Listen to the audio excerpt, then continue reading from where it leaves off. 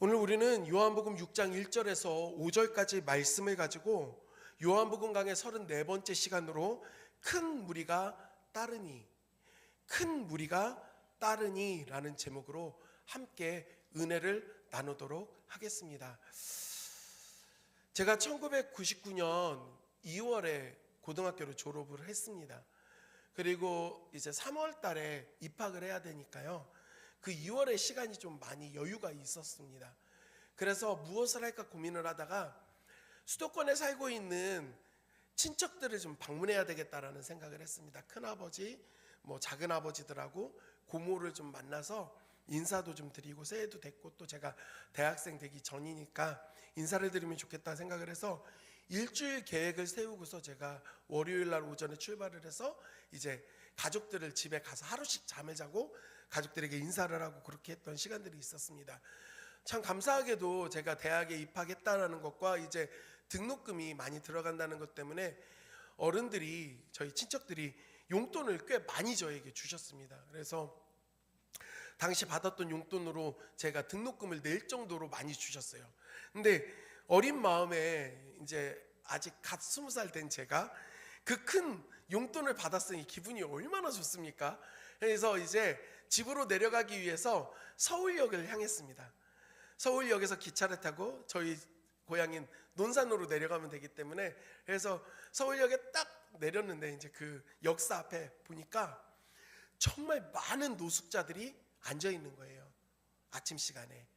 여러분 기억하실지 모르지만 우리가 그 당시에 IMF로 인하여서 나라가 굉장히 어려움을 겪고 갓 그 IMF를 졸업한 지 얼마 안 됐을 때 시간입니다. 그러다 보니까요, 생활 가운데 그 터전을 다 잃어버린 사람들이 길 가운데로 나오는 일들이 많았습니다. 실제 뉴스에서도 이 노숙인들에 대한 문제성, 그 사회적 문제성에 대해서도 끊임없이 보도를 하기도 했습니다. 정말 많은 사람들이 삼삼오오 모여서 앉아 있는 겁니다. 거기에서 이렇게 그 사람들을 보고 있는데 안타까운 마음도 좀 있고요, 정말 많은 사람들이 있구나라는 생각을 했습니다. 근데 가만히 그렇게 이제 역사 안으로 들어가려고 하는데 옆에서 인기척이 나는 겁니다. 봤더니요, 그래서 그런데 빵 좀 사 먹을 수 있게 500원만 주시겠습니까? 근데 당시에 제 지갑은 두툼했고 제 마음도 넉넉했습니다. 그러니 저에게 도움을 요청하는 이분에게 그래, 좀 도움을 드려야 되겠다라고 하는 안타까운 마음도 있었으니까요, 해야 되겠다 해서 지갑을 꺼내서 1,000원짜리를 꺼내 이분한테 드렸습니다. 딱 드렸더니 너무 고마워하시는 거예요. 감사하다고 얘기를 하는데 제가 큰 실수를 했다는 걸 바로 깨달았습니다. 제가 그 사람에게 돈을 주는 모습을 멀리에서 보고 있던 노숙인들이 갑자기 자리에서 다 일어나더니 제 쪽으로 오기 시작하는 겁니다. 의도가 분명하지요. 제가 그래도 냉담하게 거절하는 게 아니라 주니까 저 젊은 청년한테 가면 우리도 조금 뭔가를 얻을 수 있지 않을까 하면서 몰려오는데요, 물론 안타까운 마음도 있었지만 공포심이 오는 겁니다. 수십 명의 사람이 저한테 막 오는 거예요. 플랫폼에 내려가서 기차를 대기했던 기억이 지금도 생생하게 저에게는 남아 있습니다. 제가 이 말씀을 드리는 이유가 있습니다. 오늘 우리가 함께 본 본문 내용 안에 이제 예수님이 제자들과 함께 산에 오르셨을 때 수많은 큰 무리가 예수님께로 나오는 장면이 등장을 하거든요. 제가 말씀을 준비하는데 그 1999년 2월에 그 기억, 본문 다 읽진 않았지만 이 뒷부분의 내용까지 모르는 그리스도인들은 아마 없을 것입니다. 많은 그리스도인들이 가장 좋아하기도 하고 이 말씀을 통하여 소망을 얻기도 하는 그 오병이어의 사건이 기록되어진 본문이 오늘 우리가 함께 읽은 요한복음 6장입니다. 그리고 이거에 대해서 우리는 많은 설교를 듣기도 했습니다. 그런데 보면 이 오병이어의 사건의 본문을 가지고 우리가 들었던 그 설교의 내용을 보면 한 아이의 헌신으로 말미암아 하나님께서는 큰 축복을 주셔서, 복을 내려주셔서 모든 사람들이 풍성하게 얻고 차고 넘치게 하셨다. 그러니 우리가 하나님께 헌신함이 마땅하다라고 하는, 그 헌신을 아름답게 여기시고 그 헌신에 귀한 열매가 맺어지게 한다라고 하는 그런 결론의 설교를 많이 들어보셨을 것입니다. 저 역시도 이 본문을 가지고 그러한 중심을 가지고 설교했던 기억이 나더라고요. 그런데 가만 생각해 보았습니다.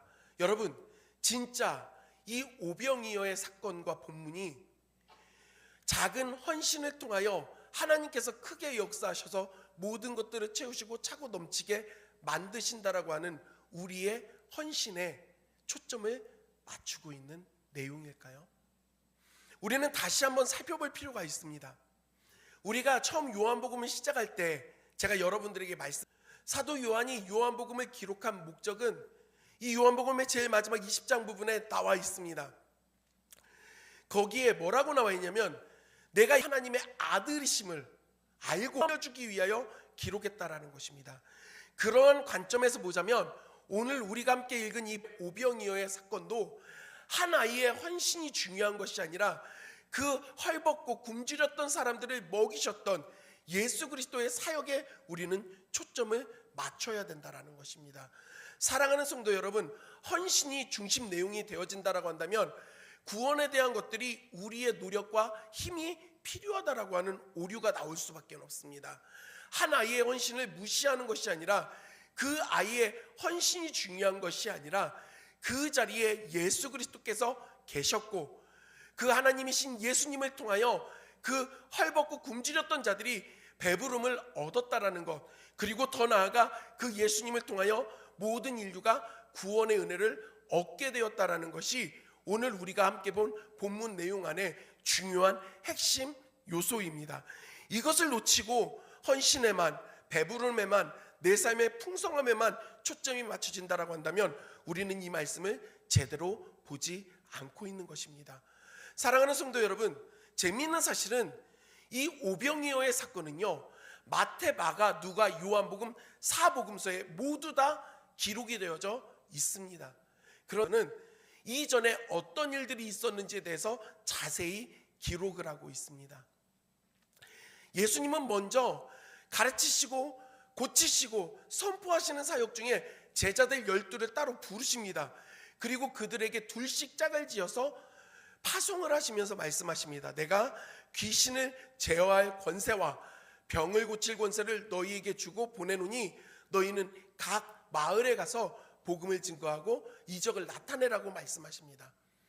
제자들이 그렇게 예수님의 파송을 받아서 떠나고 이들이 그 귀한 사역을 하고 돌아와서 그 마음 가운데 막 고무되어져 있는 겁니다. 실제 기도하니 귀신이 떠나가고 병 고치는 사역이 있었더니 얼마나 가슴이 뛰겠습니까? 그렇게 돌아왔던 그때 그쯤에 또 어떤 일이 있었냐면 바로 우리가 잘 알고 있는 침례자 요한이 헤롯에 의하여 목베임을 당하 순교를 당했던 사건이 그때 일어나게 됩니다. 사랑하는 성도 여러분, 매우 중요합니다. 왜냐면요, 이스라엘 백성들에게 침례자 요한이 주고 있었던 의미가 너무나 400년이라는 시간이 중간기라고 말을 합니다. 보통 구약과 신약의 중간기의 역사가 또 다른 표현으로는 침묵기라고 말을 합니다. 왜냐? 하나님께서 침묵하시는 것처럼 이스라엘 백성들이 너무나도 암흑의 시간을 보내야 되기 때문에 그렇습니다. 포로에서 귀환했던 이스라엘 백성들이 성전을 짓고 하지만 과거 너무나도 부흥했던 찬란했던 과거의 역사와는 너무나도 거리가 먼 연약했던 모습들 안에 있었습니다. 이마저도 너무나도 큰 강대국인 로마가 등장을 하면서 모든 주권을 빼앗기고 이제 식민지로 전락을 하게 됐습니다. 자신을 다스리는 왕 헤롯 왕은 분봉왕으로서 로마의 황제가 그 지역을 다스리라고 올려준, 엄밀히 말하면 왕이라는 부분보다는 지방자치의 장에 불과했던 그 헤롯은 모든 초점이 백성에게 있지 않았습니다. 자기 자신에게만 있었습니다.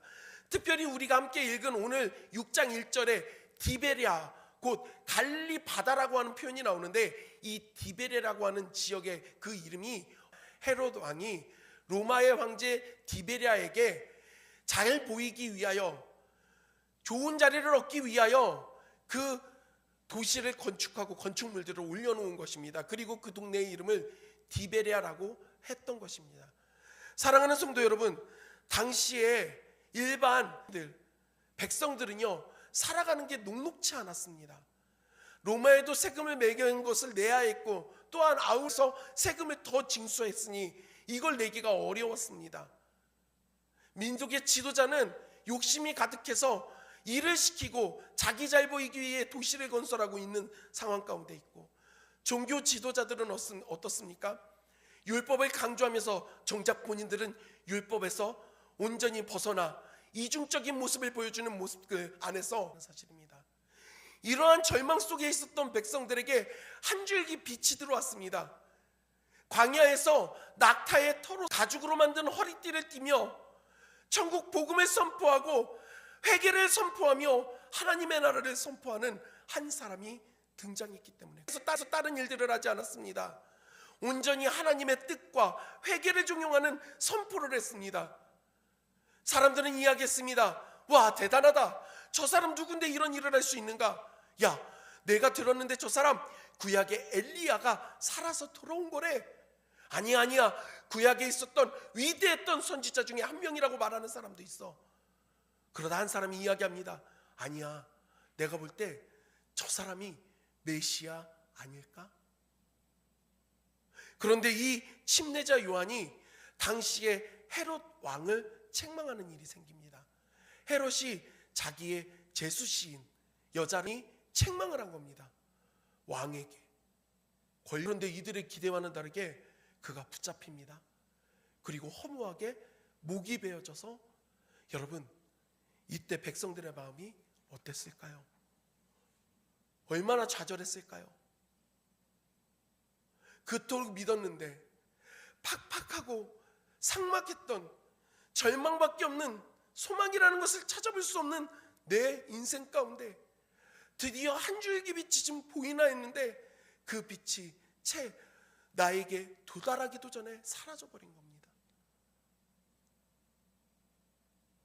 이런 사람들이 또 다른 소문을 듣고 이야기를 듣습니다. 나사렛 출신의 그 요셉의 아들이라는 예수라는 사람이 있는데 그 사람도 놀라운 일을 행한다라고, 심지어 침례자 요한마저도 그 사람을 향하여 메시아라고 고백을 했다라고 합니다. 그러니 절망 가운데 있는 이 많은 사람들이 예수님이 가시는 곳마다 따라오는 일들이 당연했던 것입니다.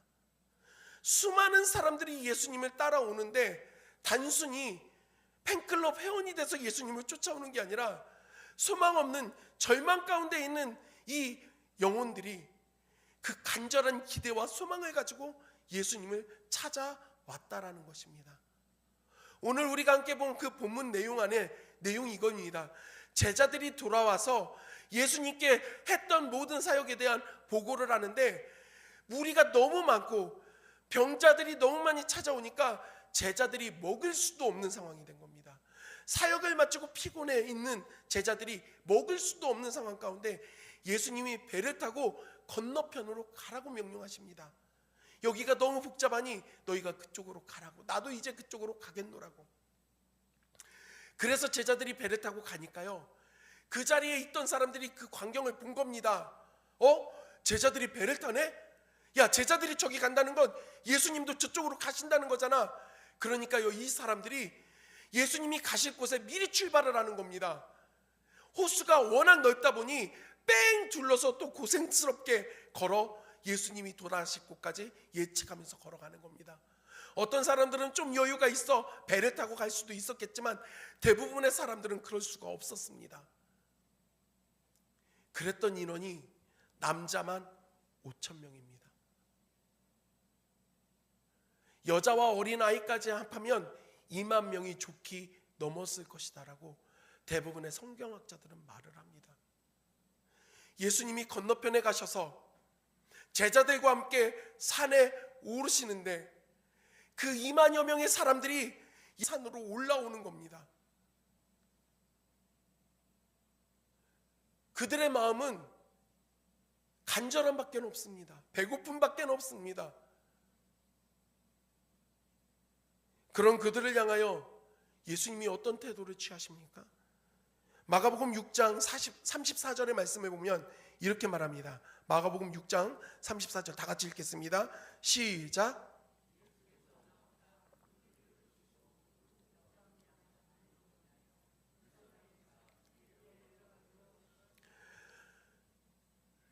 그들이 오는 큰 무리를 보시면서 목자 없는 양과 같은 그들을 보시면서 예수님이 불쌍히 여기십니다. 마음 아파하십니다.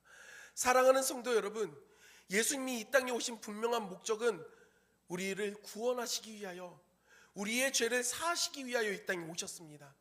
하지만 예수님은 그 모든 목적과 사명을 이루시는 것들에 최선을 다하시고 충성하셨지만, 그보다 더한 우리의 실제적인 어려움과 실제적인 아픔과 눈물에도 그 마음을 두시고 눈길과 손길을 두셨다라는 사실입니다.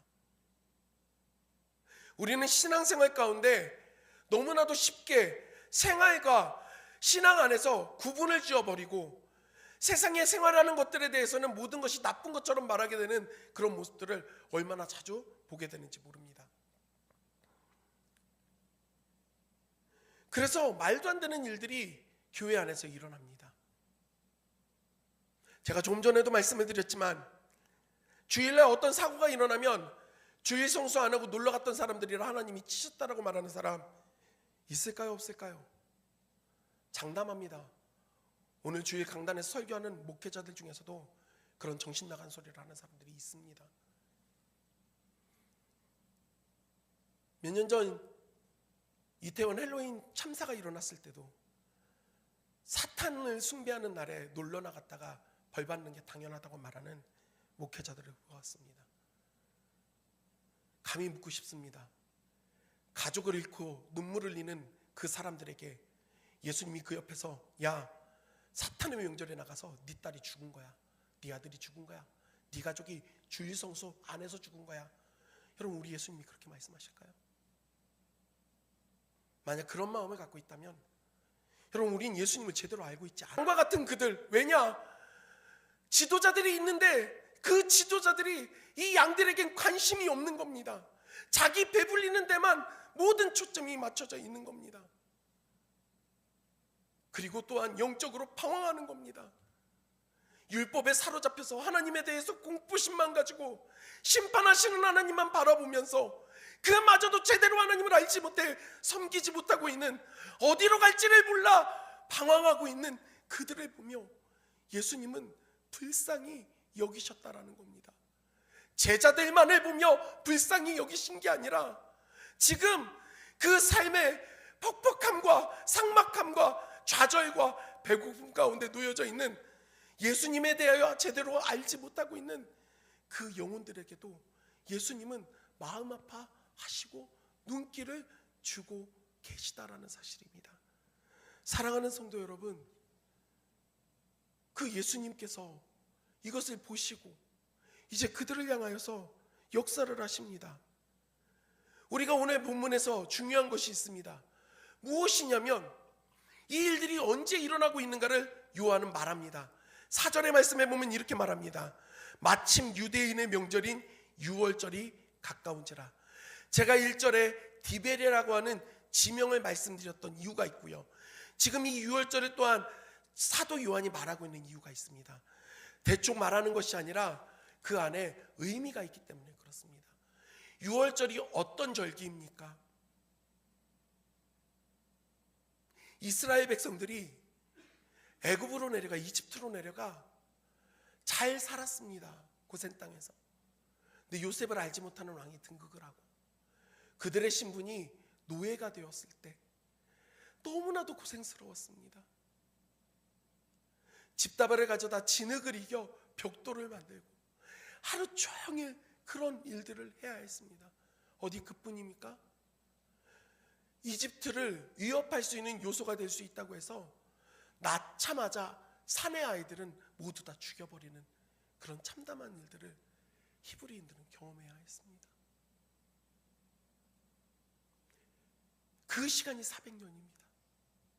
하나님이 없는 성에 그 신음을 들었다라고 말씀하십니다. 그 부르짖음을 들었다라고 말씀을 하시는 거예요. 그리고 진짜로 하나님은 모세를 세워서 그 이스라엘 백성들을 그 이집트 땅에서 구원해 내십니다. 10번째 재앙이 일어날 때 가축이며 사람이며 모든 처음 난 태생이 죽게 되는 그 심판 앞에서 어린 양을 잡아 우슬초에 그 피를 적셔 문설주, 문입방, 그 문틀에 바른 그 집들은 그 죽음이 넘어갔다. 그것으로 인하여서 너희가 구원을 받았다라고 하는 이 절기를 지키라고 하나님께서 명령하셨던 겁니다. 유월절 안에는 우리의 신음에 응답하시고 들으시는 하나님의 사랑이 녹아져 있다라는 사실입니다. 사랑하는 성도 여러분, 사랑은 예수 그리스도를 믿는 사람에게만 주어지는 것이 아닙니다. 모든 사람을 향하고 있습니다. 만약에 하나님의 사랑이 제한적인 것이라고 한다면 이스라엘만 구원을 받는 것이지 이 한국 땅에 살아가고 있는 우리에게 어떤 소망이 있겠습니까? 십자가의 보혈은 지극히 몇몇의 사람들에게 이루어지는 것이 아니라 믿는 모든 자들에게 온전히 나타나며 온 인류를 위한 그 사랑의 사건임을 우리는 놓쳐서는 안 된다는 사실입니다. 근데 재미있는 사실이 있습니다. 이 많은 사람들이 이제 배가 고파 있는 거예요. 여러분 어떤 상황이냐면요, 예수님의 가르침을 받으면서 같이 읽도록 하겠습니다. 5절입니다. 시작. 빌립에게 예수님 물어보세요. 우리가 어디서 떡을 사서 이 사람들을 먹이겠느냐. 근데 재미있는 사실은요, 예수님의 이 말씀이 마태, 마가, 누가 복음에서는 조금 다르게 기록되어져 있습니다. 먼저 제자들은요, 이 많은 인원을 어떻게 할 수가 없다라는 걸 알아요. 그래서 예수님께 요청합니다. 예수님, 이 사람들로 마을로 가서 각자 먹을 걸 먹게 하고 잠자리를 알아서 하라고 하고 합시다, 보냅시다 이야기를 합니다. 그때 예수님이 제자들에게 말씀하십니다. 세 개의 본문이 다 똑같습니다. 말씀하시는 바가 너희가 먹을 것을 라. 우리가 어디에서 떡을 사서 이 사람들을 먹일까? 예수님 그렇게 말씀하시잖아요.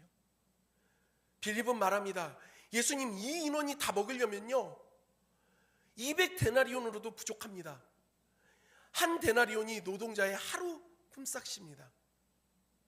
우린 단순히 그럼 2천만 원 정도? 3천만 원 정도 계산할지 못했죠. 그 김밥이 3,500원입니다. 한 줄에. 우리 기본적으로 그냥 음료 같은 거 없고 국물 같은 거 없이 김밥 한 줄 먹는다고 생각을 해보자고요. 3,500원짜리 김밥 2만 명 먹으려면 얼마 필요합니까? 7천만 원 필요합니다. 7천만 원. 근데 예수님이 제자들에게 말씀하시는 거예요. 너희가 먹을 거 주래요. 제자들이 뜨끔했을까요? 아유, 숨겨놨던 돈이 7천만 원이죠. 어떻게 하셔가지고 이렇게 하실까? 여러분, 제자들의 출신 성분을 우린 잘 압니다. 돈이 없는 자들이에요. 근데 그들에게 주라고 명령하십니다. 왜 예수님은 이렇게 말씀하시는 걸까요? 왜 예수님은 답도 없는 제자들에게 주라고 명령하시는 겁니까? 우리는 말씀을 깊이 생각해 볼 필요가 있습니다. 사랑하는 성도 여러분, 보리떡 5개와 물고기 2마리가 있어 예수님께 그것을 가지고 나옵니다. 그리고 예수님이 그것을 들어 하늘을 향해 축복하며 기도하시고 사람들에게 나눠줄 때 어떤 일이 일어납니까? 모든 사람들이 자, 떡과 물고기 누가 만드셨습니까? 누가 풍요롭게 하셨습니까? 예수님이 이루셨습니다. 근데 재미있는 것은 예수님께서 하늘을 향해 주지 않습니다. 제자들에게 명령합니다. 너희가 가서 역사하셨던 겁니다. 일하게 하셨던 겁니다. 사랑하는 성도 여러분, 이것이 우리에게 시사하는 바가 너무나도 큽니다. 구원의 사역과 우리의 삶의 그 문제들을 해결하시는 모든 능력은 우리 주 예수님께 있습니다. 하나님께 있습니다. 그럼 그 일들이 누구를 통해 전달되어지고 나타나야 하는가? 이 자리에 있는 저와 여러분, 예수 그리스도를 믿는 성도들과 교회를 통해 나타나야 된다라는 사실입니다. 저는 이제 말씀을 마무리하려고 합니다. 신조어들이 막 만들어지고 있습니다. 여러분 계엄성 불면증이라고 들어보셨습니까? 12월 3일 이후로 젊은이들이나 사람들이 새벽에 잠에서 깨서 화장실에 가거나 뭐 할 때 예전에는 잠 안 깨려고 빨리 가서 눈도 제대로 안 뜨고 가서 빨리 화장실 볼일 보고 들어와서 잤는데 요즘에는요 어떻게 한다고요? 유튜브를 연결하는 겁니다. 혹시 무슨 일이 일어난 거 아닐까? 또 어떤 끔찍한 일들이 일어나지 않았을까? 그래서 그걸 보다가 잠에서 깨서 잠을 이루지 못한다라는 겁니다. 연일 계속 수사를 통해서 정말 참담한 진실을 마주하게 됩니다. 국민들을 향하여 장갑차를 보내고 탱크를 보내고 사람들을 향하여 사살하라고 발포하라고 명령했다는 그 이야기를 보면서 오늘날 많은 젊은이들과 많은 사람들이 너무나도 심적으로 힘든 시간을 보내고 있습니다. 교회들의 메시지를 봅니다. 중립을 지킨다면서 침묵하는 교회들이 대부분이더라고요. 심지어는 사랑을 말하며 범죄자를 옹호하는 사람들도 봅니다. 큰 교회 목사님은 정상 참작이라는 게 있다고, 그 사람이 칼을 왜 들었는지를 고민해야 된다고 이야기합니다. 집안에 우리 가족을 해치기 위하여 들어온, 살인을 위하여 칼을 들고 들어온 강도를 보면서 이 사람이 칼을 왜 들었는지 우리가 고민해야 됩니까? 우리가 정상 참작을 해야 됩니까? 저도 고민이 많습니다. 이런 말들을 하는 게 막 과연 교회로서의 사명을 감당하는 것이냐고. 사랑하는 성도 여러분, 예수님 어떻게 하십니까?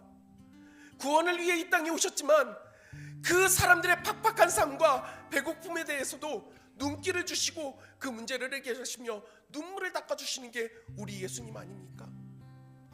지난 12월 9일 대전에 있는 한 성당에서 시국미사를 드리는데 이 모든 것들에 대해서 비판을 했습니다.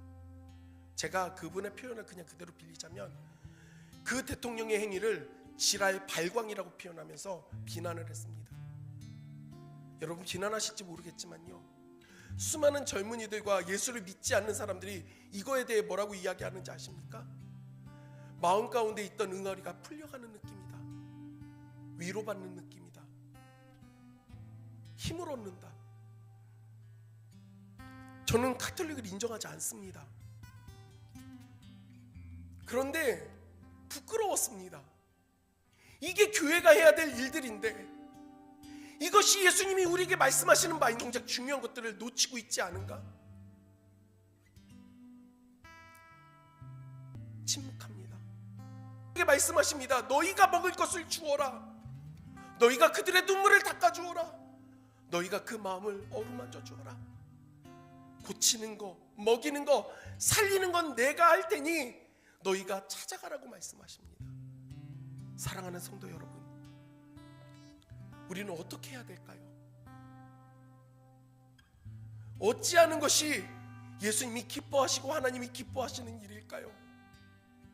적어도 이러한 일들에 침묵하고 중립을 지키는 것이 우리 예수님의 마음은 아니라는 생각이 듭니다. 예, 나라를 위해 기도해야 합니다. 위정자들을 위하여 기도해야 합니다. 또한 사람들을 위하여 우리는 사랑의 마음으로 그들의 소리를 듣고 말씀 안에서 그들에게 필요한 것들을 주어야 되는 것입니다. 그게 우리 주님께서 우리에게 말씀하시는 너희가 먹을 것을 주어라 라고 하는 명령 아닐까요? 운 좋게, 아니 하나님 섭리 안에 정말 은혜로 구원받은 우리가 자격이 있었던 것처럼 우리는 생각을 합니다.